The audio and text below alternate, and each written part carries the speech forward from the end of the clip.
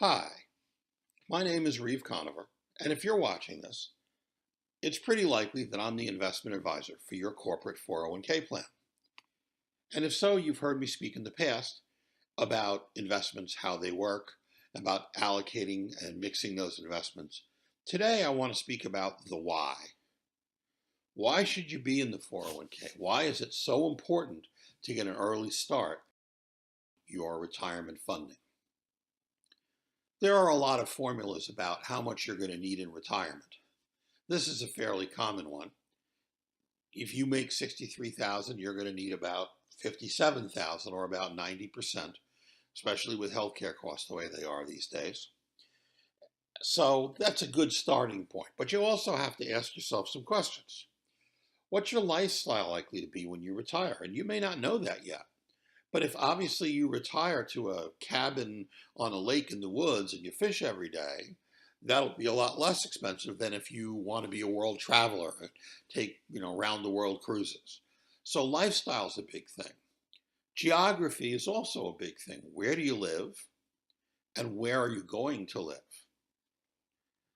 When my wife and I moved from New York to Charleston, South Carolina, about 9 years ago, our property taxes dropped from $23,000 a year to $2,100 a year. So it does make a big difference. A lot of people say, okay, well, that's nice, but how am I going to get there? Well, Social Security is going to take care of me. There are an awful lot of people in this country who spent all of their money while they were working and didn't save for retirement with that assumption, and they live at or near the poverty line. Social Security's maximum benefit currently is $2,687 a month, which you probably couldn't live on. But the average paid out in 2015 was only $1,363. So Social Security is not going to be enough to retire on. And that leaves you full. So using our example of needing 57K, that means you need $4,750 a month today. And that doesn't include cost of living adjustments, inflation, increases in pay, changes in lifestyle. We're just going straight forward, $4,750 a month. Social Security is going to pay $1,363 on average, and therefore you have a shortfall of almost $3,400 a month in income when you get to retire. So the question then becomes, well, how much do I have to save in order to pay that? Well, if we assume that you're going to want 30 years of benefits, and the reason we do 30 is, well, when you get to be 65, your life expectancy as a female would be age 88, as a male would be age 83.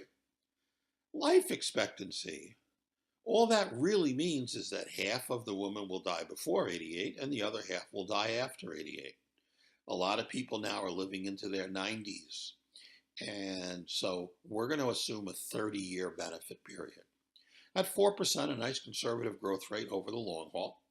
And if we look at that, to fund that shortfall of $3,387, you need more than $700,000 set aside in a retirement account to supplement Social Security and live the lifestyle that you're doing now. That's a big chunk of change. Can you do it? Yes, absolutely. And the younger you are, the more time you have, the easier that is to do. If you talk to anybody that's age 50 and waited, they will tell you they wish they had started when they were 23 or 24 years old. But we have a 401k, so let's talk about that.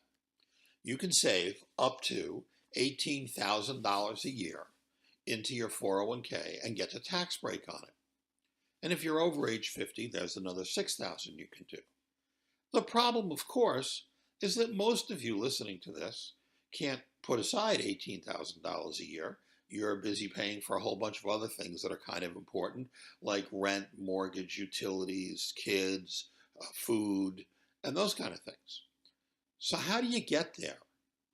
Well, you get there by doing what you can do now, and then when you can do more later, you do more later. I call it the 1% solution. So here's how it works. Let's take a look at somebody who's making that 60K. the $5,000 a month, they put away 3% of their pay. That's the minimum I would start with. That means that out of their check, they're going to see $34.64 less in their check. But because they don't pay taxes on it, their check's only going to go down by a little less than $25 a week. That's not a lot to help you get saved. Then what you do with the 1% solution is that each year you increase by 1%. Each year when you get an increase in pay, let's say you get a 2% increase, 1% for you now and 1% for you later.